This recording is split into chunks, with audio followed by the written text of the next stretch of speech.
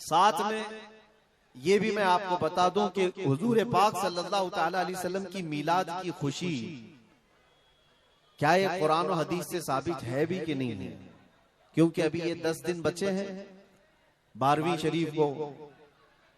एक बात कान खोल करके सुन ले, मैं कुरान और हदीस की दलाइल की तरफ आता हूं बाद में, लेकिन एक बात वजाहत के साथ कहता हूं। हुजूर पाक सल्लल्लाहु ताला अलैहि वसल्लम की विलादत बासआदत 12 रबीउल अव्वल शरीफ को हुई। असह रिवायात और अरजह रिवायात के मुताबिक हर साल हुजूर की विलादत की खुशी हम 12 रबीउल अव्वल को ही मनाएंगे, अगरचे किसी और की तरफ से, डिपार्टमेंट की तरफ से या पुलिस वालों की तरफ से जुलूस किसी और भी दिन निकलता हो, 12 रबीउल अव्वल को 12वीं ही होगी। हुजूर पाक सल्लल्लाहु ताला अलैहि वसल्लम की विलादत 12 रबीउल अव्वल शरीफ को हुई और ये कयामत तक डेट बदली नहीं जाएगी इंशाअल्लाह। और जो कुरान और हदीस की बात मैं अर्ज कर रहा हूं, सबसे बड़ी बात तो ये है, आप रसूल पाक सल्लल्लाहु अलैहि वसल्लम को खुदा समझते हैं या खुदा का रसूल समझते हैं? खुदा का रसूल समझते हैं तो फिर मीलाद मनाओ, इसलिए कि खुदा की मीलाद नहीं हो सकती, खुदा की मीलाद नहीं हो सकती, क्योंकि अल्लाह के बारे में अकीदा क्या है हमारा, लम यलिद वलम यूलद, वो ना किसी से पैदा हुआ ना उससे कोई पैदा होगा। अल्लाह किसी से पैदा नहीं हुआ और अल्लाह के पैदा होने की कोई तारीख नहीं बनाई जा सकती, उसकी मीलाद नहीं हो सकती। और रसूल पैदा हुए हैं 12 रबीउल अव्वल शरीफ को, आपकी माँ भी है और आपके बाप भी हैं और आपसे भी लोग, आपसे भी बच्चे पैदा हुए हुजूर पाक सल्लल्लाहु अलैहि वसल्लम से। तो हम पूरी दुनिया में हुजूर की मीलाद मना करके शिर्क को तोड़ने वाला अमल करते हैं, शिर्क को तोड़ने वाला अमल करते हैं। कोई हमारी तरफ जो शिर्क का फतवा देता है उसे कान खोलकर सुन लेना चाहिए। मीलाद मनाकर हम बताते हैं हम मोहम्मद अरबी सल्लल्लाहु अलैहि वसल्लम को खुदा नहीं समझते बल्कि खुदा का रसूल समझते हैं। अगर खुदा समझते या खुदा के बराबर समझते तो हुजूर की मीलाद कभी नहीं मनाते, क्योंकि अल्लाह की मीलाद नहीं मनाई जाती तो हम रसूल की भी मीलाद नहीं मनाते। दोनों को अगर बराबर समझते, नहीं, हम सुन्नियों का अकीदा ये है, मैं मानता हूँ अक्ल वालो, मेरा मोहम्मद खुदा नहीं है, मगर दिलों में ये नक्श कर लो कि वो खुदा से जुदा नहीं है। यह हमारा है। रसूल करीम सल्लल्लाहु ताला अलैहि वसल्लम की मीलाद मनाना शिर्क को तोड़ने वाला अमल है, शिर्क को खत्म करने वाला अमल है। और आपको एक बात ये भी बता दूं, हुजूर अकरम सल्लल्लाहु ताला अलैहि वसल्लम की विलादत जिस दिन हुई थी पूरी कायनात में बहुत कुछ तब्दीलियां आई थी, जो सही रिवायात में मौजूद हैं, बहुत तब्दीलियां आई थी। अरब उस वक्त जो रेगजार था, सहरा था, सब्जा देने लग गया, बारिशें बराबर होने लग गई।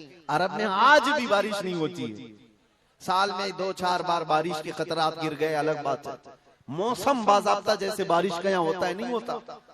लेकिन जिस साल हुजूर पाक सल्लल्लाहु अलैहि वसल्लम की विलादत होने वाली, अरब में सब्जे उगने लग गए या बारिश होने लग गई है। और उस साल जो हालात की तब्दीली थी, मुल्क शाम में एक नदी जो सूख चुकी थी वो अचानक जारी हो गई, पानी भर आया। और एक नदी जो हमेशा बहती वो अचानक सूख गई। एक आतिश कदा था 1000 साल से, जिसकी आग को बुझने नहीं दिया गया था ईरान के नुजूमियों ने, आतिश परस्तों ने, अचानक वो आग भी गुल हो गई। एक ही दिन में सब चीजें हो रही हैं। और कायनात में ये जो बड़ी बड़ी तब्दीलियां हुई थी, उस दिन एक और तब्दीली, बुत सारे औंधे मुंह गिरे हुए थे, जो 12 रबीउल अव्वल शरीफ का दिन था। ये सही रिवायात से मैं बता रहा हूं, बुत औंधे मुंह गिरे हुए। लेकिन एक बहुत बड़ा मसला हुआ था जिसकी तरफ इमाम अहले सुन्नत फाजिल बरेलवी रहमतुल्लाह ताला अलैह अपने शेर में इशारा करते हुए फरमाते हैं, क्या एक बहुत बड़ी तब्दीली ये हुई थी कि मुल्क फारस का जो बादशाह है किसरा, उसका किला इतना मजबूत था कि उसकी हिफाजत के लिए 1 लाख फौजी खड़े रहते थे, सिर्फ किले की हिफाजत के लिए। और वो किला इतना मजबूत कि उनका दावा था, उनका चैलेंज था कि इसको कोई तोड़ नहीं सकता, इसको मिटा नहीं सकता। लेकिन 12वीं शरीफ का दिन या सुबह के वक्त अचानक किले के अंदर जलजला आया और दीवार फट गई। और ऐसी फटी कि उसमें से एक आदमी जा सकता है, आ सकता है। आज भी वो शक शुदा दीवार के साथ किला मौजूद है इराक में, जिसको क़िलातुल किसरा कहा जाता है आज भी। अब आप अंदाजा करें 2000 साल से वो किला आज तक मौजूद है, तो उस वक्त कितना मजबूत रहा होगा। उस वक्त किले के अंदर जलजला आया और तख्त उलट गया, दीवार में दरार पड़ गई, वो दरार आज भी मौजूद है।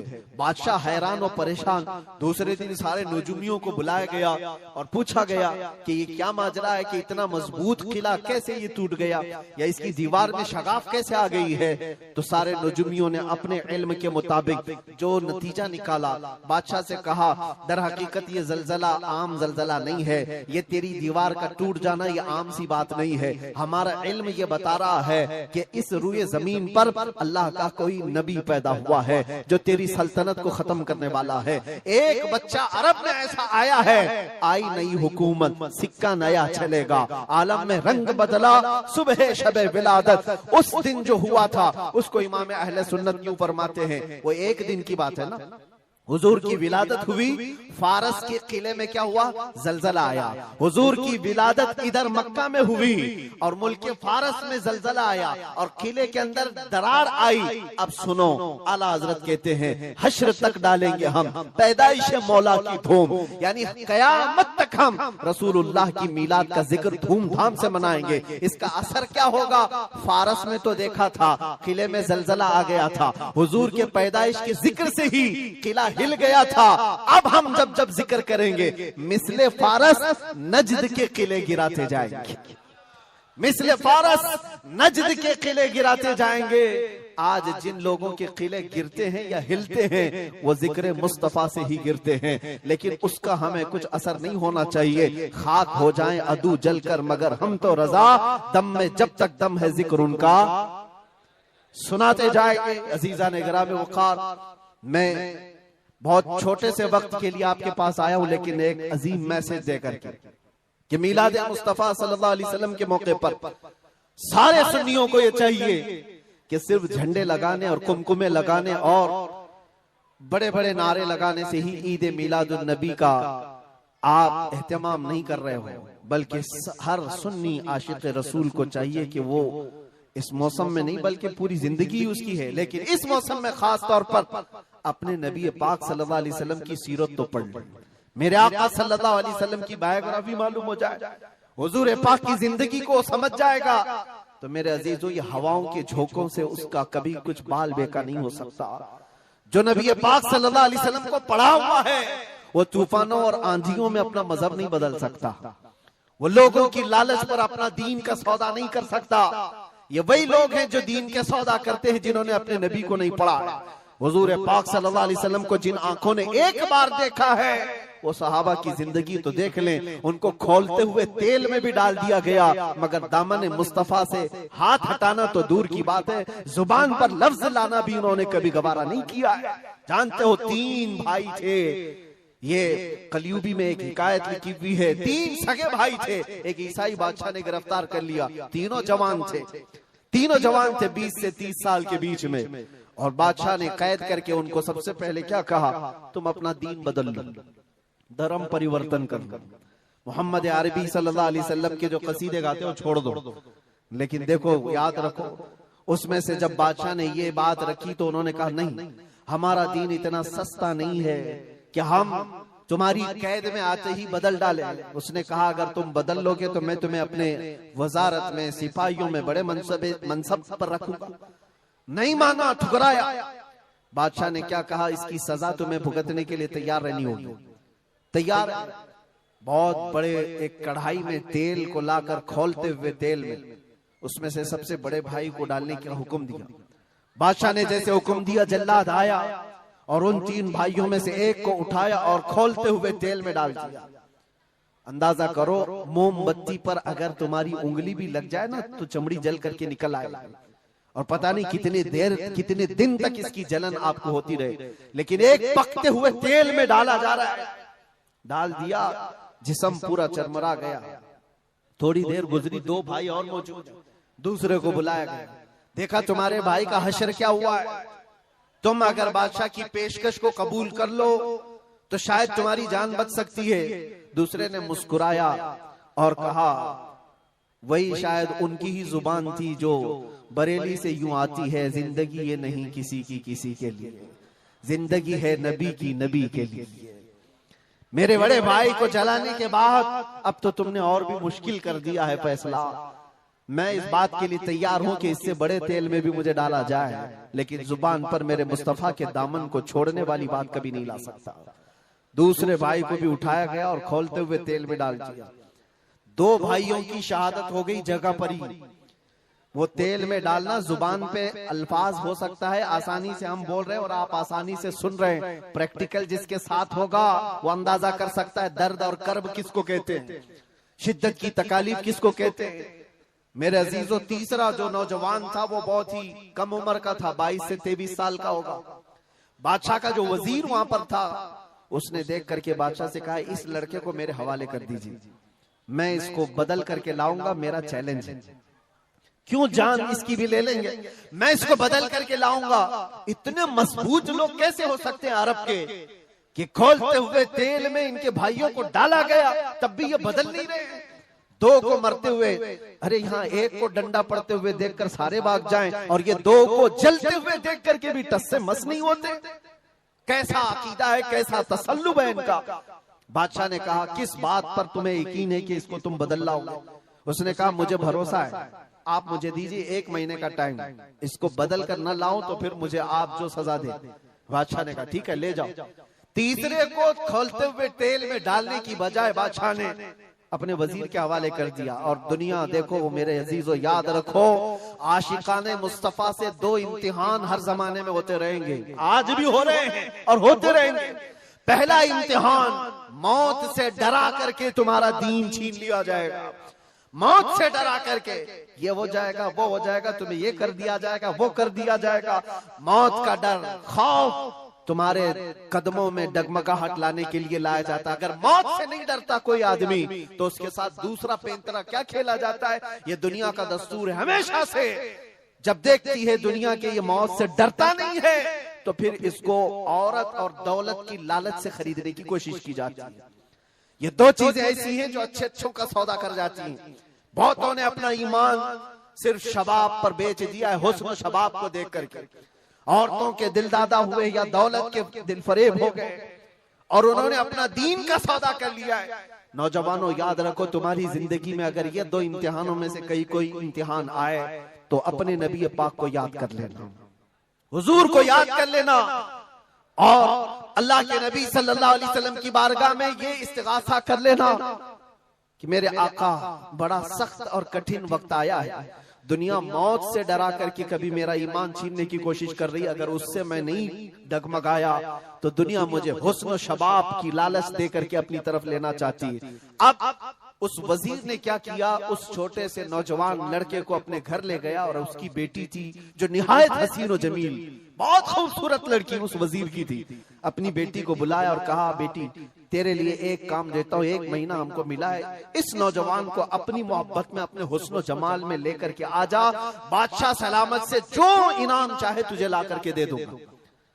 अपनी लड़कियां आशिकाने मुस्तफा को खरीदने के लिए कल भी भेजे जाते थे, आज भी भेजी जा रही है। हो सकता है बहुत सारी जगहों पर जो हमारे लोग मुर्तद होते जा रहे हैं, वो जो बच्चियां आज अपने दीन और ईमान का सौदा करके भागती हैं किसी गैर के साथ और कहीं जा करके शादियां रचाती, वो ये समझती हैं कि ये कॉमन सी बात है। वो दीन बेचने वाले लोग हैं, उनका हिस्सा दीन इस्लाम में कुछ नहीं। कल क़यामत के दिन देखना, तुमने अपने नफ्स की खातिर एक गैर मुस्लिम के साथ भाग करके निकाह किया, चाहे वो बेटी हो कि बेटा हो, अपने दीन से सौदा किया है और गद्दारी की है। कल क़यामत के दिन मुंह तो अल्लाह को दिखाना है, हुजूर की शफाअत के बगैर तो कुछ होना नहीं है। देखना हश्र में जो हुजूर पाक सल्लल्लाहु ताला अलैहि वसल्लम के साथ तुम खड़े रहोगे कि हम खड़े रहेंगे, वो वक्त आने वाला है। उस नौजवान के साथ क्या हुआ, वजीर ने अपनी बेटी तो लगा दी। अल्लाह की पनाह मेरे अजीजों, हुजूर पाक का इश्क का एक कतरा भी जिसके दिल में आता है, ऐसी चीजें उसके पांव को नहीं डगमगाती, न कभी उसका ईमान ईमान खरीद सकती हैं, ना उसके दीन का सौदा कर सकती हैं। वो लड़की रोजाना आती, रात के वक्त बैठ जाती, और ये नौजवान जैसे ही महसूस करता मेरे कमरे में अकेले तन्हा रहने के बावजूद वजीर की खूबसूरत हसीनो जमील बेटी, जिसके निकाह के पैगाम बादशाहों के औलाद से आया करते थे, शहजादे निकाह का पैगाम भेजा करते, वो लड़की मेरे पास आकर बैठ जा रही है। नौजवान क्या करता था, मुसल्ला बिछाया और सजदे में गिर गया। जब तक वो उठती नहीं थी ये सर उठाता नहीं था। ये रात भर के सजदे इसके इसी तरह रहते, वो ऊँगती रहती, देखती रहती, इंतजार करती रहती और थक करके वापस चली जाती। महीना गुजरने को आया था मेरे अजीजों, उस नौजवान ने आंख भरकर एक बार देखा भी नहीं, और वो थक हार करके महीना खत्म होने के बाद उस नौजवान को मुखातब करके कहती है, ऐ नौजवान एक बार मेरे हुस्न को देख तो ले। मुझे देखने के ये बादशाहों के बेटों की भी कतार लगती है, कई बड़े बड़े लोग पैसों के अंबार लगा सकते हैं मेरे हुस्न को देखने के लिए, एक तू है कि मैं आता हूं तो मुसल्ले पे गिर जाता है। उठ एक बार देख तो ले, मुझे अल्लाह ने कैसा हुस्न दिया है, कैसा जमाल दिया है, एक बार देख तो ले। उस नौजवान ने आंखें झपकाए बगैर, पलटे बगैर जवाब दिया कि ऐ खातून तू अपना ये हरबा इस्तेमाल करना बंद कर दे, ये तेरा काम मुझ पर चल नहीं सकेगा। वजह यह है जिन आंखों में एक बार जमाले मुस्तफा बस चुका हो उसको दुनिया का हुस्न कभी धोखा नहीं दे सकता, दुनिया का जमाल उसे खरीद नहीं सकता। वो खातून उठ गई और जवान की इन बातों से उसके दिल पर ऐसा वलवला तारी हुआ।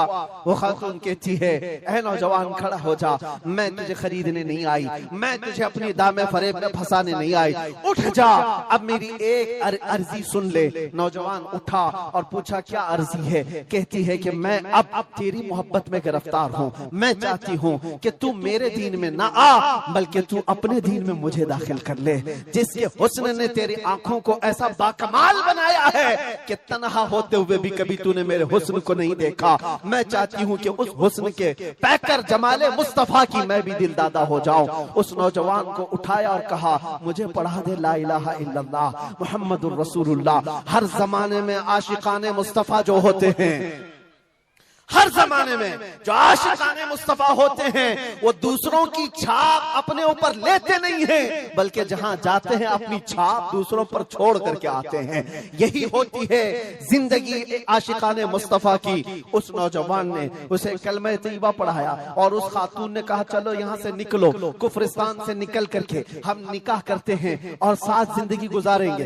तवज्जो चाहता हूँ, तवज्जो चाहता हूँ, ये मेरी बात को खत्म होने दो।